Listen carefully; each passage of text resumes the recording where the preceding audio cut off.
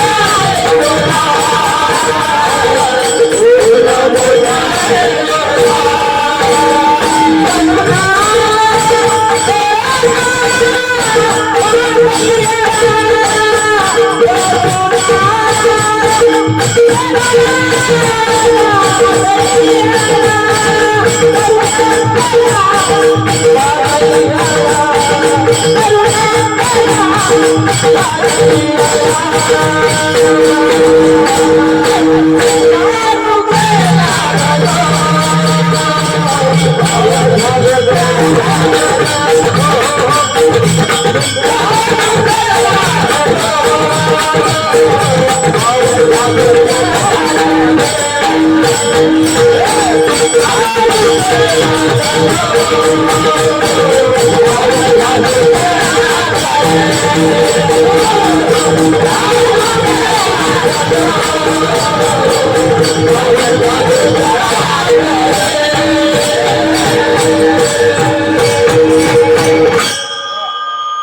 नमो ज्ञानेश्वरा करुणा करा दयाळा तुमचा अनुग्रह लाभलो पावन झालो चराचरी मस्तक हे पायावर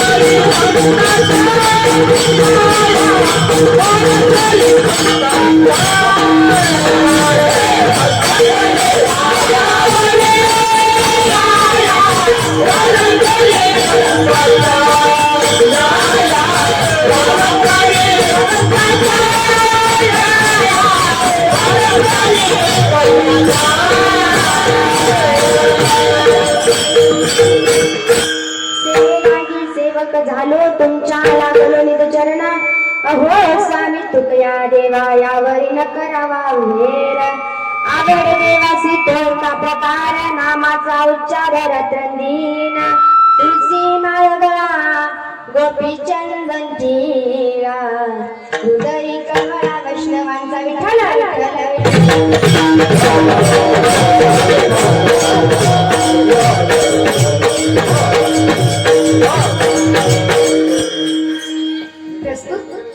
प्राप्त प्रसंगी प्राप्त स्थळी प्राप्त वेळी कीर्तनरूपी सेवेकरिता निवडलेला अभंग शांती ब्रह्म पैठण निवासी श्री संत एकनाथ महाराजांचा असून भगवंताची आवड प्रतिपादन करणारा व वारकऱ्यांविषयी अंतर्बाह्य लक्षण प्रतिपादन करणारा सुंदर असा 4 जगांचा अभंग आजच्या या कीर्तनरूपी सेवेकरिता निवडलेला आहे. विठ्ठल विठ्ठल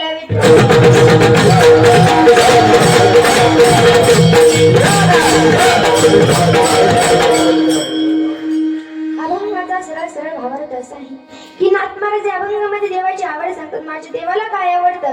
आवड देवासी तो एका प्रकार नामाचा उच्चार रात्रंदिवस त्याच्या नामाचा जप केलेला माझ्या भगवंताला आवडतो. आणखी काय आवडतो माझ्या देवाला?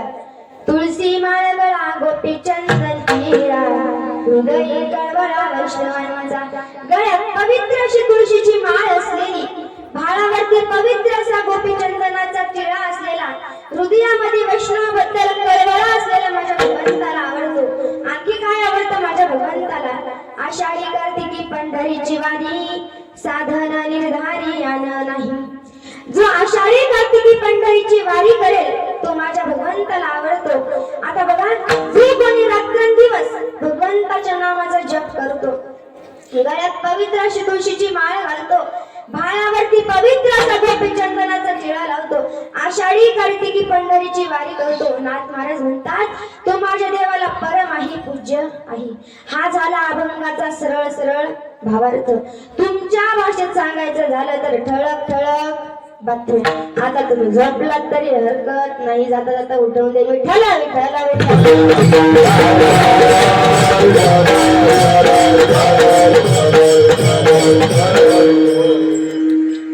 अभंगाच्या चिंतनाकडे वळण्यापूर्वी अल्पसहा पर्याय हे वक्त्या साध्य कर्तव्य असतं की परात्पर परमेश्वर परमराज्य परमरसिक भक्तवांचल कल्पतरू भक्तवांचल दीनबंधू भगवान पंढरीशी पांडुरंग परमात्म्याच्या कृपेने चालू असलेला हा भव्य दिव्य स्वरूपातील अखंड हरिनाम सप्ताह मौजे राळवाडी तालुका हदगाव जिल्हा नांदेड ज्ञानेश्वरी व्यासपीठ असणारे हरिभक्त परायण रोहिदास बाबूराव मुरमुरे तसेच रामबापू चरित्र व्यासपीठ हरिभक्त परायण वानोळे कुसळवाडीकर, तसेच भागवत कथाकार व्यासपीठ हरिभक्त परायण आनंदताई विठ्ठलवाडीकर, तसेच शिवलीलामृत पारायण व्यासपीठ हरिभक्त पारायण बापूराव सतवाजी भिसे राळावाडी, तसेच ज्यांच्यामुळे मी इथं येण्याच्या योग आला तसेच समस्त गावकरी मंडळी राळावाडी तालुका हदगाव जिल्हा नांदेड, संयोजक बिरसा ब्रिगेड संघटना राळावाडी हाळेगाव तालुका हदगाव जिल्हा नांदेड यांचे अंतःकरणापासून आभार मानते। तसेच ज्यांच्यामुळे आज मी या नारदाच्या गादीवर उभी आहे असे असणारे माझे गुरुवर्य। आता शास्त्राप्रमाणे पाहून गेलो तर गुरुचं नाव मुखाने घेऊ नये, परंतु मी जर नाही घेतलं तर तुम्हाला कळणार कसं माझे गुरुवर्य आहेत तरी कोण।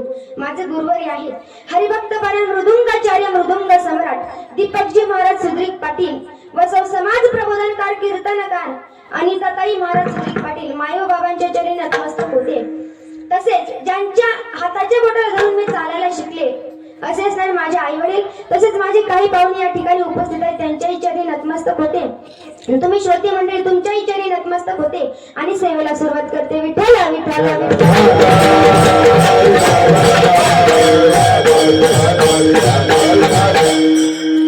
बघा, ज्यांचा अभंग आज आपण या कीर्तन रूपी सेवेकरिता घेतलेला आहे त्यांचा जर विचार करू न गेलो तर माझे नात्र हे शांती ब्रह्म होते। त्यांना काम क्रोध अजिबात नव्हता। वृक्षाची पाने हालेजाची सत्ता राहिली अनंता मग कोठे असा असणारा माझा भगवान परमात्मा त्याने सुद्धा नाथांच्या घरी 36 वर्ष चाकरी केली। आता तुम्ही म्हणाल काय काय केलं तर 12 वर्ष हे चंदन घासलं, 12 वर्ष हे धुणं धुतलं आणि राहिलेली 12 वर्ष हे कावडीने पाणी भरलं। कावडीने पाणी जागरे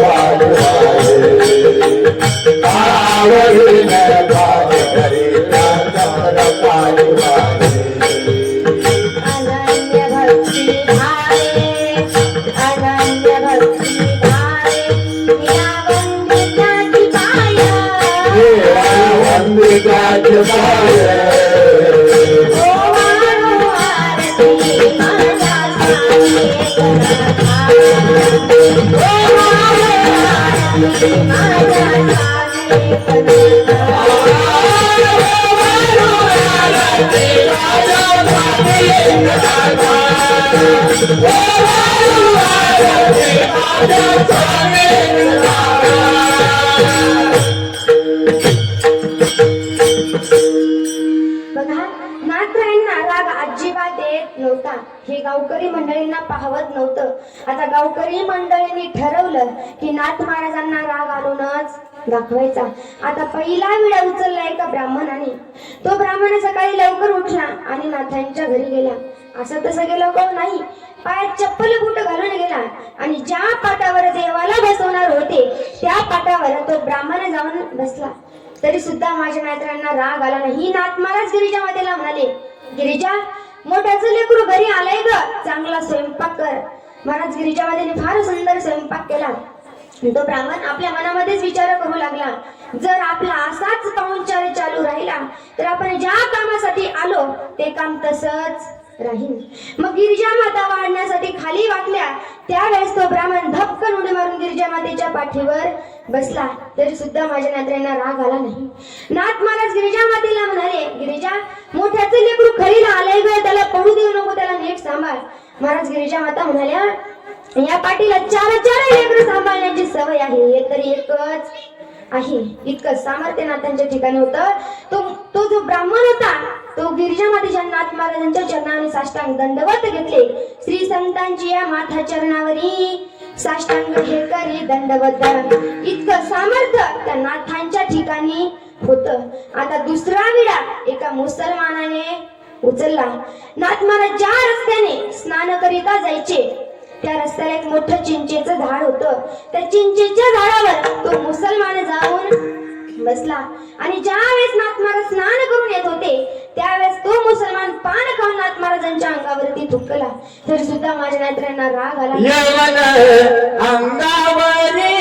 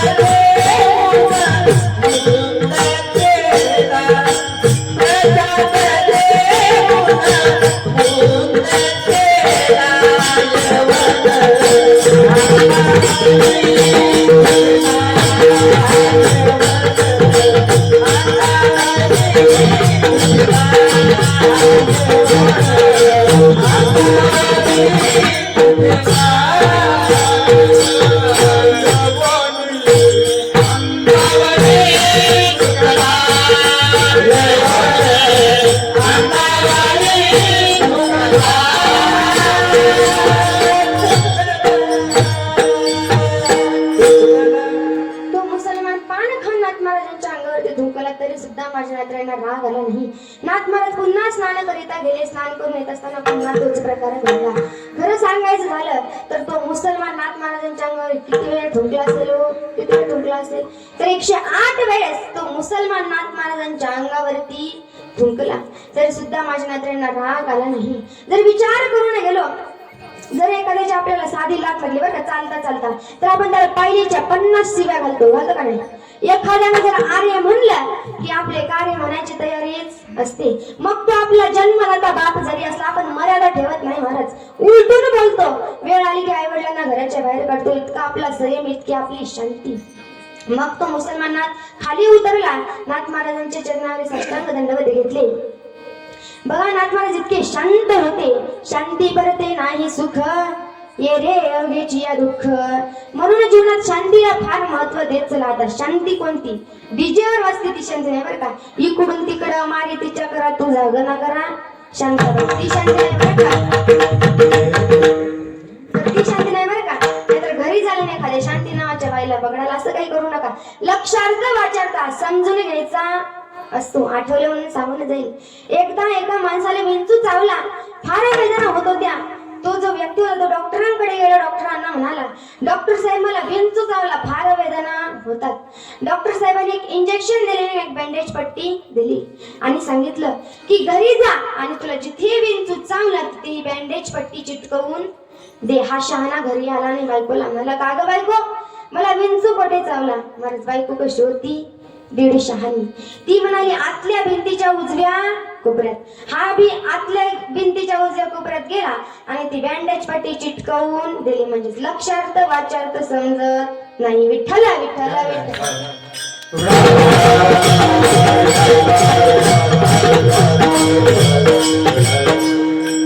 बघा आठवण आणखी एक सांगून जाईल. एकदा एक व्यक्ती एसटीडी वर फोन लावण्याकरिता गेला. तिथे असं लिहिलं होतं की नंबर डायल करण्या अगोदर 2 लावा. त्या शहाण्याने काय केलं एसटीडी वाल्या मालकाला खाली बोलवलं. त्याच्या 2 काना खाली लावल्या. तो जो एसटीडी वाला मालक म्हणाला तू मला का मारलं. त्यावेळेस तो जो व्यक्ती होता तो म्हणाला तुम्हीच तर लिहिलं होतं की नंबर डायल करण्या अगोदर 2 लावा. म्हणजे लक्षार्थ वाचार्थ कळत नाही. विठ्ठला विठ्ठला विठ्ठला.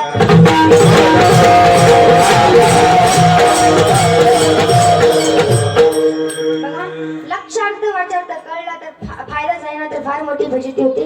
म्हणून तशीच एखादी शांती आपल्या चित्तात निर्माण झाली की आपल्याला भगवंताची प्राप्ती व्हायला वेळ लागत नाही. लोक काय म्हणतात मला देव भेटावा मला देव भेटावा. भेटल ना पण कधी तशी आपल्याला भक्ती करावी लागेल. कशी तर संतांसारखी. पण आपण कशी भक्ती करतो. वार बदलला का भक्ती बदलली. सोमवार आला का महादेवची भक्ती सुरू. ओम नमः शिवाय ओम नमः शिवाय हर हर नमः शिवाय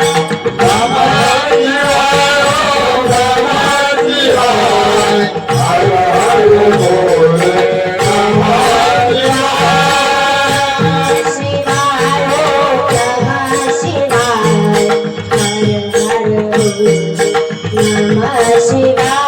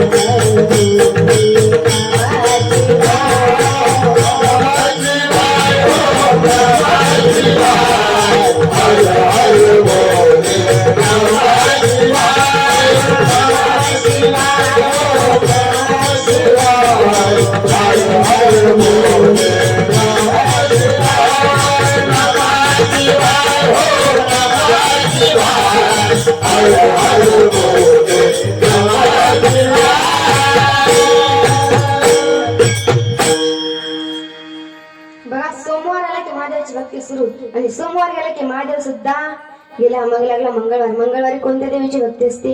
अनादि निर्गुण प्रगटली भानी, अनादि निर्गुण प्रगटली भानी, महिषास मर्दनाला देवी दीनदासी, करावया धाडणी भक्ताला हिंदू, पावसी निर्वाची आईचा जोगवा, जोगवा विनमी आईचा जोगवा,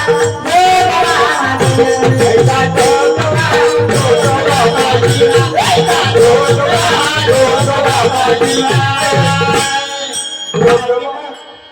मंगळवार गेला की मंगळवार सोबत देवी ही गेली. मग लागला बुधवार. बुधवारी कोणत्या देवाची भक्ती असते? तर विठ्ठलाची. विठ्ठल विठ्ठला विठ्ठल विठ्ठला विठ्ठल विठ्ठल विठ्ठल विठ्ठल विठ्ठल विठ्ठला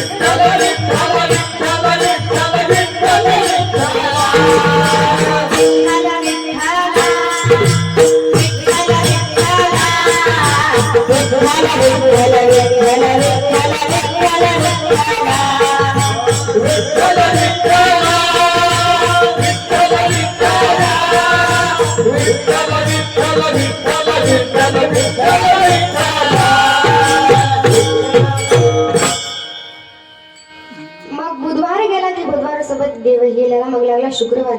शुक्रवारी कोणत्या देवाची भक्ती असते? तर संतोषी मातेची. संतोषी माता ही गेली आणि शुक्रवारी ही गेला. मग लागला शनिवार. शनिवारी कोणत्या देवाची भक्ती असते? तर हनुमंतरायांची. हनुमंतराय ही गेले आणि शनिवार ही गेला. मग लागला रविवार. रविवारी कोणत्या देवाची भक्ती असते? तर खंडोबाची.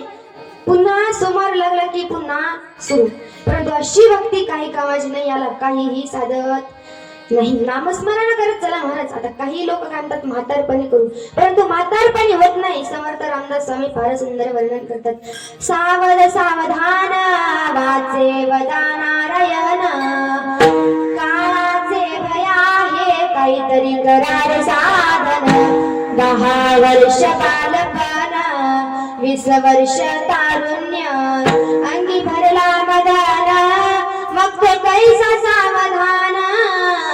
सावध सावधान वाचे वदा नारायण, काळाचे भय आहे काहीतरी करार साधन. बघा 10 वर्ष हे बालपणात जातं आणि 20 वर्ष हे तारुण्यात जातं. म्हणून नामस्मरण होत नाही. 30 वर्ष झाली पुढे 40 आली, डोळ्यास भुरळ पडली कैसी दूर आणि जवळी. सावध सावधान वाचे वदा नारायण, काळाचे भय आहे काहीतरी करार साधन. 30 वर्ष नंतर 40 वर्षामध्ये आपल्या डोळ्याला चष्मा लागतो. म्हणून आताच ठरवायचं या डोळ्याने चांगलं बघायचं की वाईट. पुढे 50 फार अवघड आहे. 50 वर्ष होती हलती दातांच्या पंक्ती, श्याम केस शुभ्र होती त्यासी म्हातारा म्हणती. सावध सावधान वाचे वदा नारायण, काळाचे भय आहे काहीतरी करार साधन. बघा 50 वर्षामध्ये आपले दात हे हलायला लागतात आणि आपले काळे केस हे पांढरे होतात. पण आताची पिढी फारच हुशार निघाली. डाय करून केस काळे करतात. परंतु डाय कोणी करायचं? ज्याचे आपत्कालीन केस पांढरे आहेत. परंतु कितीही डाय करा 15 दिवसात प्रकरण उघड पडतच. पुढं 60ची बुद्धी नाठी मग हाती आली काठी वस वस लागे पाठी त्यासे हसती काराटी सावध सावधान वाचे वदा नारायण काळाचे भय आहे काहीतरी करारे साधन बघा 60 वर्षामध्ये आपली बुद्धीच काम करत नाही आपण म्हणा बाबा चला कीर्तनाला बाबा म्हणा म्हातारी घरातच आहे आपण म्हणा बाबा कीर्तनाचा मंडप कुठे बाबाने म्हणा म्हातारीने भाकरच दिली नाही म्हणजे याचा काहीही मेळ लागत नाही पुढं 70ची झाली रचना बसल्याने उठवेना उठल्याने चालवेना मग तो झाला दैन्यवाना सावध सावधान वाचे वदा नारायण काळाचे भय आहे काहीतरी करारे साधन 70 वर्षामध्ये आपण जर बसलं तर उठता येत नाही आणि उठलं तर बसता येत नाही 70 वाल्याची परिस्थिती आहे पुढं 60-20 मिळून 80 मग तो झाला अपयशी पाण्याविना मछली जायशी जीव होत कासावीसी सावध सावधान वाचे वदा नारायण काळाचे भय आहे काहीतरी करारे साधन 80 वर्षामध्ये जसा एखाद्या मास्याला बाहेर काढल्याच नंतर त्याचा जीव कासावीस होतो तसं आपलं असतं पुढं मग वर्ष झाले 90 बोलवे ना एक शब्द स्त्री पुत्र म्हणे प्रसिद्ध आता थोडा संबंध सावध सावधान वाचे वदा नारायण काळाचे भय आहे काहीतरी करारे साधन 90 वर्षामध्ये मुलं बाळ बायको म्हणतात आता संबंध थोडा ही 90 वाल्याची परिस्थिती पुढं 1 शतक पूर्ण झाला आला तैसा वाया गेला रामदास स्वामी म्हणे योगी सावध झाला सावध सावधान वाचे वदा नारायण काळाचे भय आहे काहीतरी करारे साधन समर्थ रामदास स्वामी म्हणतात की 1 शतक पूर्ण झाला परंतु आला तसंच वाया गेला नामस्मरण काय झालं नाही म्हणून आत्ताच ठरवायचं नामस्मरण करायचं तसंच एखादी शांती सुद्धा आपल्या चित्तात निर्माण झाली की आपल्याला भगवंताची प्राप्ती व्हायला वेळ लागत नाही एकदा नारद महर्षी भगवंताला शोधत शोधत द्वारकेला गेले तिथेही देव भेटला नाही नंतर वृंदावनात गेले तेही देव भेटला नाही नंतर गोकुळात गेले तिथेही देव भेटला नाही नंतर देव एका ठिकाणी प्रसन्न झाले त्यावेळेस नारद महर्षी भगवंताला म्हणाले भगवंता जेव्हा आम्हाला तुमची गरज असते तेव्हा आम्ही तुम्हाला कोठे शोधायचं त्यावेळेस भगवंताने सांगितलं माझे भक्त गाठी जेथे नारदा मी उभा तेथे किंवा कोठे नका शोधू हरिकथा तेने भवचित्ता सापडेल जेथे माझं भजन कीर्तन चालतं त्याचे माझं वास्तव्य असतं जेथे माझं गुणगान गातात तेथे मी उभा असतो म्हणून माझं शांतपणे चिंतन करा भजन करा हेच मला आवडतं एकदा एक साधक नाथ महाराजांकडे नाथ महाराजांना म्हणाला भाऊ नाथ महाराज तुम्ही ज्या देवाची भक्ती करता ती भक्ती कशी करायची हेच नाथ महाराज अभंगाच्या प्रथम चरणात सांगतात